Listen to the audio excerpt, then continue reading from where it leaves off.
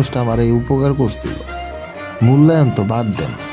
তো যাই হোক, এগুলো করা যাবে না। ওকে, সো নেক্সটে চলে যায়। আরেকটা বিষয় আছে, কারো ধর্মরে তুচ্ছ তাচ্ছিল্য কইরা ফেসবুকে পোস্ট করবেন না। অন্যের বিশ্বাস এবং মতামতকে সম্মান জানাইতে শিখেন, ঠিক আছে? দুনিয়ার সবাই কিন্তু আপনার মনের মতো হবার জন্য আসে নাই। ওকে, কোনো ধর্মরে তুচ্ছ তাচ্ছিল্য করবেন না। আপনি মুসলিম দেখে আপনি হিন্দুরে পচাইতেছেন, আপনি হিন্দু দেখে আপনি মুসলমানরে চুইদা দিতেছেন পুরা। আর মুখ খারাপ না করলে হয় না, ঠিক আছে?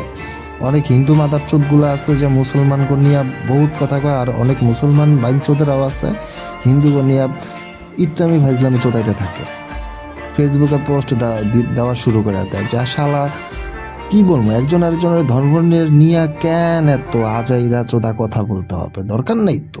তুই তোর ধর্ম পালন কর, ওর ধর্ম পালন করবস, তাই না? ধর্ম লয় এত কিসের কাহিনী, এত ফাইজলামি চোদা?